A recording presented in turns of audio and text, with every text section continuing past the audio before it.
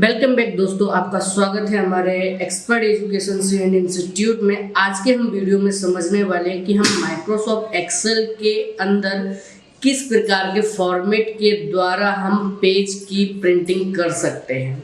Page printing का मतलब है कि आप उसको जब प्रिंटिंग करते हैं कि उसको कॉलम वाइज प्रिंटिंग कर रहे हैं कि रो वाइज प्रिंटिंग कर रहे हैं, उसकी किस प्रकार से सेटिंग कर सकते हैं देखते हैं। चलिए सबसे पहले हम काम क्या करते हैं कि हम एक्सेल चालू कर लेते हैं, क्योंकि ये पेज सेटअप से ही रिलेटेड है। बिना पेज सेटअप से ये काम नहीं करता है और ये पेज सेटअप के आधार पे आपको करने को देखने को मिलेगा। जैसे कि एग्जांपल, ये हमारे पास एक डमी डेटा है जिसमें एक सैलरी के हिसाब से unique ID, salary, currency, salary, US job title, currently, religions and experience और क्वालिफिकेशंस की डिटेल्स दी है। अब यहाँ पर बात ये आ रही कि अगर जब हम इसको कंट्रोल पी कर रहे हैं तो यहाँ पर आप देख रहे हो कि इसमें तीन चीज़ ही प्रिंट हो रही है।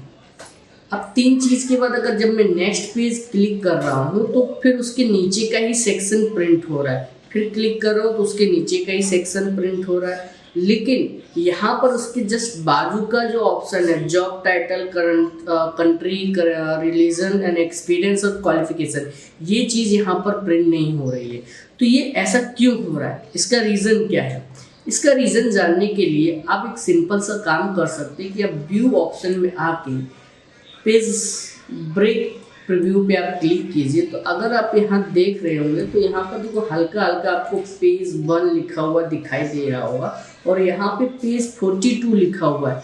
मतलब क्या कि ये कॉलम वाइज प्रिंटिंग हो रहा है कि इसमें ABCD के जो कॉलम्स हैं वो कॉलम वाइज में ही जा रहा है। अब जैसे 2 ऊपर आया, 3 यहाँ पर आ गया। अब जस्ट इसके नीचे हम अगर जाते हैं तो आपको यहाँ पर पेज नंबर 4 दिख रहा है। ये क्या हो रहा है, ये हमें कॉलम वाइज प्रिंटिंग कर रहा है। ये सेटिंग आती कहाँ पर है, चलिए उसको भी देखते हैं। तो आपको करना क्या है कि आप जाइए पेज लेआउट में और यहाँ पर आपको मिलता है प्रिंट टाइटल, वहाँ पर आपको मिलता है down the over, then over. तो यहाँ पर क्या हो रहा है कि ये ऊपर से नीचे की ओर means column wise and column wise लेते हुआ प्रिंटिंग कर रहा है। लेकिन अगर आप चाहते हैं कि साइड के हिसाब से चल रहा है तो आप यहाँ ओवर देन डाउन, तो यहाँ पर आप जब क्लिक करेंगे तो ये रो वाइज हो जाएगा। तो अब रो वाइज हो जाने से क्या है कि अगर आप देखें तो पहला पेज, दूसरा पेज, जस्ट उसके नीचे जाएंगे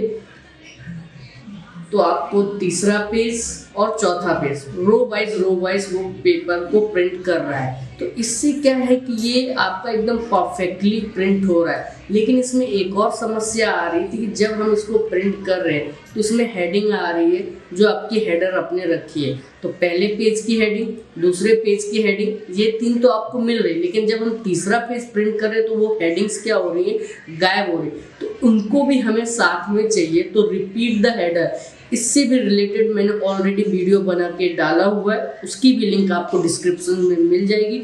इसलिए आप वहां से समझ सकते हो। प्लस मैं इसमें फिर से आपको बता देता हूँ कि किस तरीके से ये काम करेगा।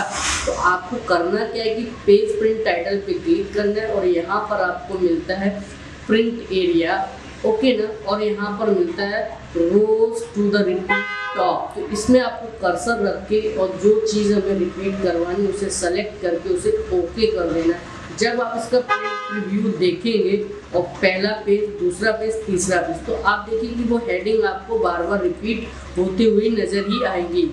इस तरीके से इस चीज़ का हम उपयोग कर सकते हैं। Thank you for watching my video.